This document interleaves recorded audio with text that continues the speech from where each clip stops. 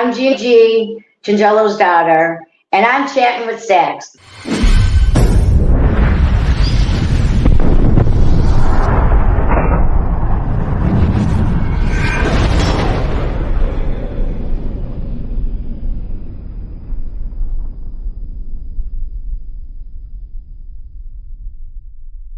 Welcome to this episode of Chatting with Stacks. I'm your host, Bill Stacks, and today I got Gina Gingello. We're related to Magadino from Buffalo. After my father passed away, that's when it started coming out that he wasn't just a local figure. He was in connection with Russ Buffalino, was a prominent figure, and he had dealings with people in Boston, Pennsylvania, and was more about, than that I didn't know about. When you found out all this stuff, what was your reaction? My reaction was when I watched The Irishman, this picture behind me, I had my TV at that time, my dining room was a living room. I had a living room at one time. And I'm sitting in front of the TV in that corner, looking back at him going, why do these names sound familiar? I watched that movie it's a 3-hour long movie. I watched that movie 3 times because I started hearing more and more names that were familiar. My father was involved, I know you can't see, but this is the logo on the book, the Italian American Civil Rights League. And like Joe Colombo started it, and my father was involved in the chapter 21, Rochester. So he was involved with Joe Colombo. What about Jimmy Hoffa? You said he was involved with the trucking business. I never heard that he was involved with Hoffa. My father was with the Teamsters and had the Teamsters Union, but he also, on his own, he created for the non-union truckers, which I found that out maybe about 10 years ago, that people driving the big rigs, a few guys said that to make it fair, even though my father was a Teamster and had his stuff was all union, and my Uncle Tony Gingello was the union president. First it was my uncle Jimmy Gingello, and then he passed away and my Uncle Tony took over, and then my Uncle Tony was also national with the Teamsters Union, local and... After your father was killed, was your family still involved with this type of business? No, the gambling joints, yes. That was my cousin Tony, his nephew. He had, many gambling joints. And it started going back to after he was murdered, and then they put the message out to the B team that the A team started, coming back into the picture, and they had their joints and stuff like that. It wasn't the same as when my father, Red retired, and then they ended up going back to prison for 25 years, the A team, because they were on for the RICO law. Oh, so they wrapped them all up in a RICO. They wrapped it all freaking up, which I still don't understand that when the 2 head guys and police enforcement fabricated all this evidence. And then Mark Williams, a detective, he finally couldn't live with himself anymore. So he came forward, and that's how they got out of prison. So how did that case transpire? What kind of evidence did they fabricate? When did you hear that he went to prison? Like, tell me about that case. Well, I went to the trial and everything as many times as I could. He had let me be involved in everything. He had F. Lee Bailey as his attorney. And then when Bailey couldn't show up, Bailey's assistant did. I forgot his name. I apologize. So I knew when, I was there for sentencing and everything. What did the charges stem from? The charges were that they were, for Jimmy the Hammer Massaro's murder, that they were surveillancing them, but it was a surveillance and the weather was bad. And it was as long as 2 football fields, that they were at somebody's house in the city, and that they were surveilling them and gathering up all this evidence that it had to do with Jimmy the Hammer Massaro's murder, illegal gambling and what have you, and laundering money and this and that. Well, what the cops did was they wrote up the paperwork, because at that time there wasn't computers, and they put the paperwork, they soaked it in tea bags, so it looked older, and then baked it off in the oven real quickly, so the paper looked like they had been surveilling. They had like all this old paperwork, but they made the paperwork look old. They went to trial. He only got 15 months? No, they had 25 years to life. Oh, so they got locked out up in 15 months because Marks, the detective Marks, he couldn't live with himself anymore because it was all lies. And then he came forward and told the truth. So as soon as he came forward and told the truth, they were immediately released. So you thought your father was going to be in there for 25 years to life? Yes. Yes. And so did the B team. So they were a little shocked when they got home in 15 months. It was all made up, fabricated evidence. And you know what, Marks came forward, but Lombard and Mahoney, to me, they got a slap on the wrist. They got 3 years.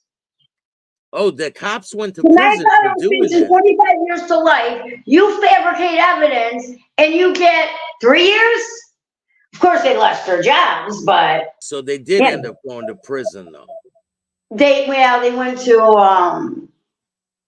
they were in like a security, so nobody, because they did a lot of dirty deeds then, and this was the biggest, so they had to keep them protected when they were. I don't believe they came back to Rochester when they were released, but you know who I feel bad for? Their kids, their wives, their families, because they had to live here, what Lombard and Mahoney did. Did your father love the city of Rochester? He loved, yes. Like yes. That was his home. Yeah, that was why he stayed on the streets and he stayed in the old neighborhood. That's where the joints were located. And again, if you needed money for rent or what, and you went up to him, he'd take it out. And I've heard this story over and over through the past 40 some odd years. He would take the money out of his pocket. He never asked when you're going to pay it back. Could you pay it back? Who paid it back? Okay. Who didn't? He didn't track you down or have somebody come, you owe Sam X amount of dollars. Never. Probably gave him brownie points when they paid him back. Well, but still, he would not, he didn't hold it against anybody either. And, throughout the years, many men have came up to me and, I screwed up and I lost the money for, my rent, and how could I go home and tell my wife, and, your father, don't worry about it. If you got it, give it. If you don't, so I got to be proud of that, right? That gave back to the community and kept an eye out. One on Mano Street, which wasn't heard of at the time. They're in the book also, the Harris family, and they were a black family. And my father greeted them, which he didn't live on Mano Street. He greeted them, I should say African American. I think that's the proper term now. I apologize. And told Mr. Harris, it offered Mr. Harris a job, and he declined. And he goes, if anyone gives you trouble, you, your wife or children, you let me know, because now you're part of our family, the Mano Street family. Because we were all like a family on that street. Nobody locked their doors. You could walk in and out of everybody's house. Who had dinner on the table? Who had, the cold cuts or whatever. That's the way Mano Street was. And it was we were just one big family. It was a safe neighborhood back then. It was a safe neighborhood, and he wanted Mr. Harris to be part of that safeness. Yes. So now I'm still going to take with his children, Patrick and Patrice, and the Harrises. You're still in touch with them? With them, yes. That's why I got to send you the book. Yeah. So you can read. Definitely. So I want to show you this picture. Do you remember this picture? This picture? Yeah. Yes. Remember taking that? Yes, I was 8, 9 years old. That was one of my birthday parties. That was one of the birthday parties. And this was, I always had, you see what it looks like a little miniature wedding cake? Yeah, yeah. Yeah, those were my birthday cakes, and he always had something special put on it, to my princess, to my little darling. Sweetheart Bakery, this no longer exists now, but Sweetheart Bakery, that's where. Wow. And it had to be a rum cake. It had to be a rum cake. A rum cake? A rum cake. I don't know if I ever had a rum cake. No? I don't think so. Are you Italian? Yeah.